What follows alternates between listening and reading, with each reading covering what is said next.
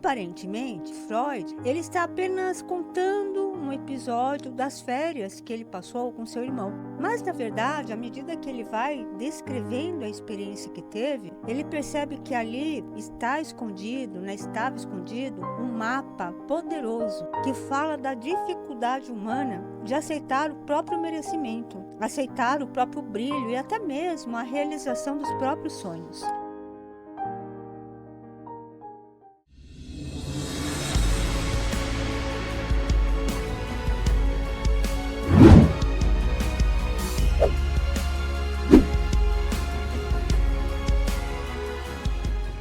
Querido ouvinte, hoje a gente está com temas aí bastante especiais, na verdade são 2 temas, né? Porque hoje a gente vai juntos até 12h55, programa especial com quase 1 hora de duração. E esses 2 temas se entrelaçam, eles têm o poder de provocar reflexões bastante profundas, né? A memória e o inconsciente, os limites invisíveis que muitas vezes a gente herda e sem perceber. E por que nós falamos tanto sobre o autoconhecimento, né? Alguém pode estar se perguntando. Porque ele é a chave para a transformação de qualquer situação da vida. Não adianta buscar respostas fora, é dentro que elas vão surgir e transformar. E ele vai acontecer o tempo todo. Às vezes é um convite que nós recebemos através da dor, quando a vida dá aquele sacode na gente, né? Dá aquele empurrão. Às vezes é por escolha mesmo, né? Quando a gente decide parar e olhar para dentro e se transformar. E olha, um dos caminhos que promovem esse mergulho no nosso mundo interior de forma muito efetiva e muito profunda é com a terapia, né? E no nosso caso, que é por isso que a gente sempre destaca aqui a psicanálise, porque ela trabalha com algo muito simples, mas extremamente poderoso, né? Que é a fala. A psicanálise é a terapia da fala. Falar permite acessar padrões mentais e crenças limitantes que se escondem lá no nosso inconsciente. E para a gente poder aprofundar esse tema, hoje a gente vai conversar um pouquinho nessa primeira parte do programa a respeito de um texto muito pouco comentado de Freud, mas extremamente revelador. É um ensaio que ele escreveu em 1936 e que permanece incrivelmente atual, muito presente nos dias de hoje. É um texto sobre autoconhecimento, sobre merecimento, sobre os limites que nós herdamos da nossa história familiar. Que texto é esse, Eliane? Esse texto foi escrito por Freud como uma homenagem ao aniversário de um grande amigo seu, o escritor francês Romain Rolland, vencedor do Prêmio Nobel da Literatura em 1915. E o título deste ensaio é Um Distúrbio de Memória na Acrópole. Um distúrbio de memória na Acrópole. Aparentemente, Freud, ele está apenas contando um episódio das férias que ele passou com seu irmão. Mas, na verdade, à medida que ele vai descrevendo a experiência que teve, ele percebe que ali estava escondido um mapa poderoso que fala da dificuldade humana de aceitar o próprio merecimento, aceitar o próprio brilho e até mesmo a realização dos próprios sonhos.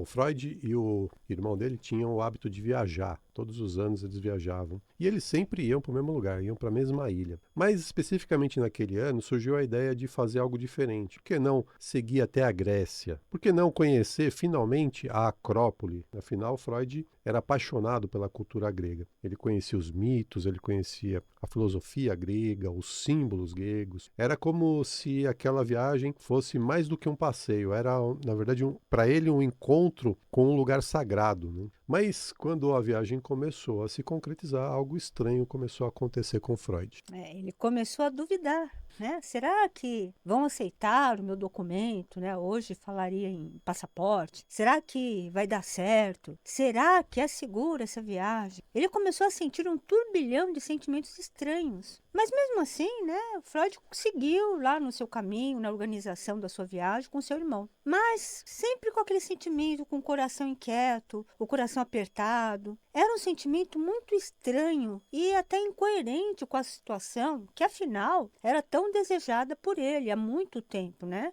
O sonho de conhecer a Acrópole. E quando finalmente chega o dia da viagem, quando está tudo pronto, quando ele se vê no navio ao lado do irmão rumo a Atenas, Freud reconhece reconhece que não se sente feliz. Ele sente uma tristeza, ele sente uma espécie de melancolia, como se ao invés de comemorar a realização daquele sonho, ele estivesse lidando com uma perda. Era de fato, gente, um sentimento desconexo com a vontade dele. E aqui a gente já pode fazer o primeiro paralelo entre esse texto, essa história contada, vivida por Freud, com a nossa vida. Pois é, quantas vezes a gente já viveu algo assim, né? A gente deseja muito intensamente alguma coisa, a gente luta, a gente sonha, e quando finalmente chega, quando finalmente a gente conquista o que a gente estava querendo, a alegria não vem. Em vez disso, a gente sente angústia, confusão e até, às vezes, culpa. E Freud, conhecedor dos mecanismos de defesa do inconsciente que era, ele se pergunta, por que eu estou assim? Por que essa tristeza no lugar onde deveria estar vibrando de alegria? E é aí que ele se dá conta. A resposta está no superego. É aquela instância psíquica que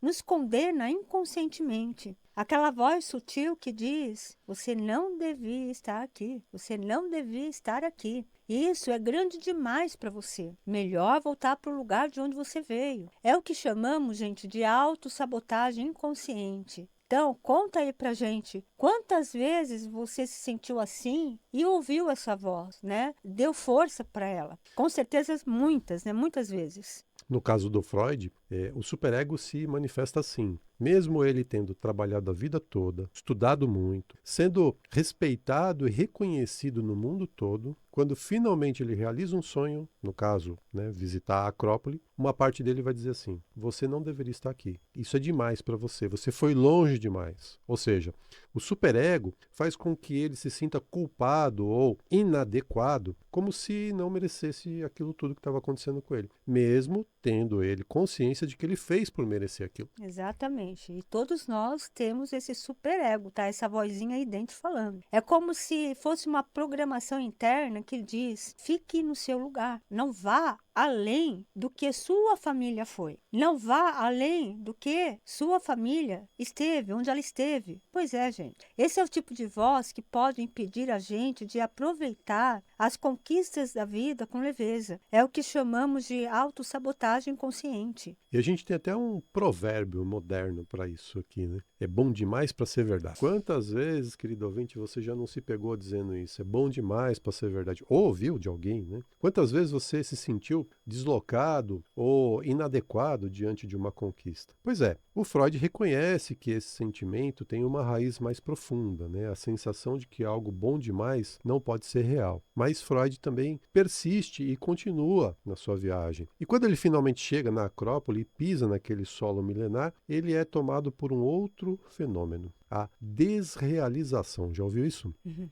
Freud estuda isso, a desrealização. A desrealização é um fenômeno psíquico que se manifesta quando a pessoa tem a sensação de que o mundo ao seu redor não é real, como se tudo estivesse distante, estranho, artificial, sabe? Mesmo sabendo racionalmente que está acordado e que aquilo tudo que ele vê é verdadeiro, ele acha que não é.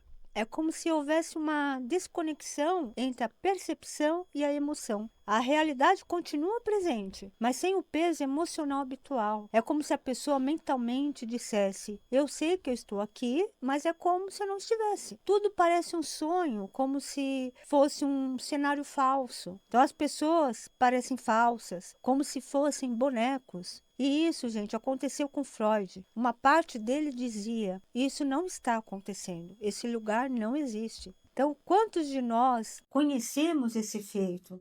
Você olha para algo, seja um grande amor, uma conquista profissional, uma mudança de vida, ou até mesmo uma viagem, como Freud fez, né? Uma viagem para um lugar desejado, um lugar muito sonhado. E mesmo vendo aquilo, né, se concretizar, você não acredita. Parece irreal, como se não fosse com você. É um exemplo muito comum disso, e a gente vê isso no consultório com frequência, é a de alguém, por exemplo, que cresceu ouvindo que precisava se esforçar muito para ter o mínimo. Essa pessoa trabalha duro, enfrenta desafios e um dia recebe uma proposta de emprego que paga bem, né, que oferece estabilidade, reconhecimento, tudo que ela sempre desejou, tudo que ela sempre sonhou. Mas, ao invés de comemorar, ela sente desconforto. Ela começa a duvidar. Será que vão descobrir que eu não sou tão bom assim? Será que não foi sorte? Será que vão me mandar embora logo logo? Mesmo com o contrato assinado, mesmo com todos dizendo que ele merece, mesmo todo mundo, né, apoiando e dizendo que ela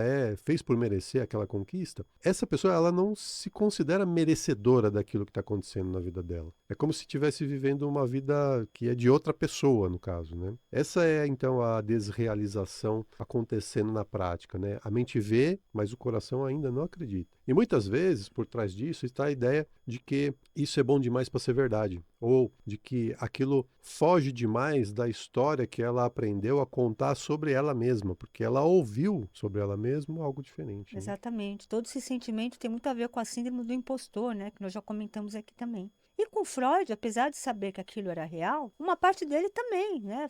Sentia tudo isso, como o Edgar falou. Uma parte dele resistia, né? Resistia a aceitar aquilo. Como se a mente dissesse, você não pode ter ido tão longe. E é aí, né, que Freud tem um grande insight. Olha só, gente. Ele percebeu o peso da sua origem, né? Então veio a lembrança. Freud foi um menino pobre, filho de um comerciante simples, um homem que não teve, né? O pai do Freud não teve estudos, não andava entre escritores, não frequentava cúpulas intelectuais. E agora ali estava Freud, cercado de cultura, próximo, né, a homens premiados, como aquele grande amigo que ele homenageou com esse texto, um homem respeitado pelo mundo. Olha só, percebe alguma dinâmica aí, hoje muito falada, século XXI, né? Freud já falava de questões sistêmicas sem falar disso, Sem falar né? disso, exatamente, né? E ele, inclusive, nessa hora vai se recordar de uma frase dita sobre Napoleão ao ser coroado imperador, né? E a frase é: o que o nosso pai diria disso? Então Freud entende que aquele sentimento profundo de estranhamento, aquele sentimento de dúvida, de melancolia, não vinha da viagem em si, vinha de algo muito mais profundo, que é o dilema de ultrapassar simbolicamente a realização do seu pai. Exatamente. Então veja, como tudo isso é muito sutil, né? Não se trata de, no caso, condenar os pais, nem de querer ser melhor que eles. Mas é esse sentimento que a gente carrega inconscientemente. Mas sim de reconhecer o peso emocional e simbólico de ir além da geração anterior. É aí que está a chave, gente. Ir além dos seus pais, além da sua família de origem. Porque ao chegar num lugar onde nossos pais nunca estiveram, algo dentro de nós sente solidão. E antes de você, né, começar a culpar seus pais, né, não porque os nossos pais vão nos julgar, não é nada disso, né? Mas é porque eles talvez nunca tenham compreendido o quanto aquilo significa para nós. Às vezes eles não têm nem a compreensão de que existe algum significado para nós. Exato. É uma solidão, ao mesmo tempo bonita, mas muito dura. A solidão de quem realiza, né, o próprio destino. E Freud entende que aquela tristeza, aquela sensação de não merecimento, vinha da ruptura simbólica com um pacto inconsciente com seu pai. Percebe que esse texto de Freud não é apenas uma memória de férias, né? Mas sim um mapa emocional que fala sobre mim, sobre você, sobre todos que já olharam para um sonho realizado e pensaram: será que isso é mesmo para mim? Será que eu posso ir tão longe, sendo que meus pais, meus antepassados não foram? E a resposta, gente, é sim. Mas para viver esse sim, precisamos primeiro curar essa voz que diz não. Dá limite para esse superego. Precisamos olhar para os pactos inconscientes que herdamos com os nossos ancestrais, com a dor, com a escassez, com o sacrifício, e dizer com amor: eu honro tudo isso, eu honro as suas histórias, a sua história, mas agora eu sigo a minha vida com as minhas próprias pernas. E é isso que as constelações familiares trabalham com muita eficácia, né? Exatamente. Para além da psicanálise, que é uma ferramenta maravilhosa, há ainda a possibilidade de você trabalhar isso com outras técnicas e a constelação é uma delas, né, Aline? Sim, sim, eu acho o máximo, né? A gente estuda psicanálise, a gente trabalha com a psicanálise e veja, gente, como tá esse conhecimento Tudo já é estava lá integrado, muito né? tempo lá atrás. Então, assim, constelação familiar não é algo novo. Pode ter sido codificada de uma nova forma, né? Embalado de um jeito Embalado diferente. pelo Bert Helling, mas esse conhecimento, olha só, O Freud estava incomodado, mal, né? Em vez de ele estar vibrando ali, ele estava se sentindo mal por fazer algo ali que inconscientemente era como se fosse uma traição ao seu pai, né? Como ele poderia estar naquele lugar se o pai dele nunca nem Nunca fez pensou em isso. chegar ali, né? Pois é. E então, na verdade, sim, talvez você esteja vivendo isso hoje, querido ouvinte. Talvez a sua Acrópole esteja bem pertinho. Uhum. Só que o desafio não é mais chegar na Acrópole. O desafio, e esse é muito maior do que chegar, é o de aceitar de coração aberto que você pode pertencer a esse lugar. É aí que está a diferença. É isso mesmo. E esse movimento de se permitir pertencer começa dentro. Às vezes com uma conversa sincera, uma escuta atenta, um espaço onde você possa se ouvir sem julgamento, sem carregar culpas. É nesse território onde as palavras encontram liberdade que a alma começa a se reorganizar. É acreditar que os seus sonhos podem se tornar reais desde que você os aceite e se sinta merecedor, sem culpa, sem qualquer sentimento de traição ancestral, mas sim de gratidão. Isso é muito importante, né? Ir por esse caminho da gratidão, né? Então, toda vez que houver esse desconforto, você está chegando lá numa conquista, né, que tanto você desejou, se sentir um incômodo, gente, isso é a culpa inconsciente, né? Isso é o sentimento de traição ancestral, né? E a gratidão é o atalho para A você gratidão é o romper antídoto com para essa isso. culpa, né? É o Exatamente. caminho para você superar esse sentimento e se reconhecer merecedor e pertencente àquela conquista, né? Porque se ela está acontecendo com você, primeiro, é porque era para acontecer, e segundo, é porque você mobilizou esforços para acontecer. Então, nada mais justo do que você sentir-se agraciado, né? E Sim, agradecer é isso, sentir-se agraciado, sim. dar graças Pela sua conquista, pela né? sua Pelo seu conquista. esforço. Isso é o merecimento. O merecimento é recolher o fruto do seu movimento. Então, chegar num lugar onde nossos pais não chegaram, como eu falei, não é traição, gente, jamais, não é desonra. Na verdade, é uma forma sutil de agradecer a força que veio deles, né? Então, por isso, hoje nós estamos aqui. Então, a nova geração, e isso, gente, não é arrogância, tá? Isso eu estou falando de questões energéticas. A nova geração, toda a nova geração, né? Então, minhas filhas, meus netos, né?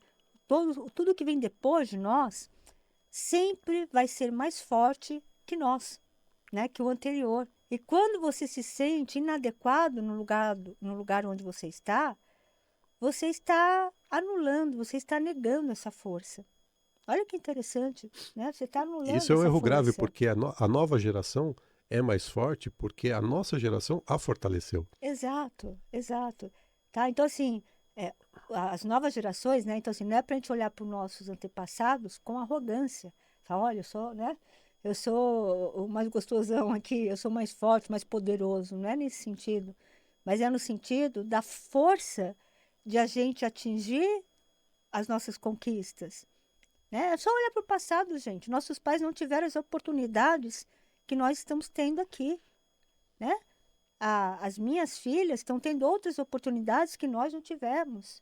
Por isso essa força. Então, a força que vem da ancestralidade e tem todo o poder de realizar qualquer sonho que você tem. Basta, como eu disse, acreditar em você, acreditar, tomar para você essa força que você é o mais forte, você pode conquistar todos os seus sonhos e aceitar que os sonhos que te pertence, né? Aquele que você sonha, que você imagina, que você deseja, eles podem sim estar nesse lugar de pertencer às coisas reais, às coisas ali efetivas, coisas que são possíveis conquistar e concretizar aqui, nessa geração, nessa encarnação, vamos dizer assim. É isso aí. Então, o recado é: arregace as mangas, corra atrás dos seus desejos, dos seus objetivos, dos seus sonhos e agradeça a toda a sua ancestralidade, É, porque se você está nesse lugar hoje, é mérito deles também. é mérito deles. E a cada Aceita esse conquista poder. sua é um motivo para agradecer. É. Agradecer o seu esforço e agradecer a sua ancestralidade. Na verdade, a cada conquista nossa é uma forma de a gente reverenciar todos eles. Né? É sinal assim, eu aceito toda a força que vocês nos deram. Muito bonito isso, né? É isso aí, queridos, a gente vai para um rápido intervalo. Daqui a pouquinho a gente volta com mais Mentes Além do Tempo. Mas antes a gente vai deixar aqui o número do nosso WhatsApp. Se você quiser mandar mensagem para a gente, manda lá uma mensagem para a Eliane no 11 98420 9959. E se você quiser mandar uma mensagem para mim, o número é o 11 97563 3113. Daqui a pouquinho a gente volta com mais Mentes Além do Tempo. Até já!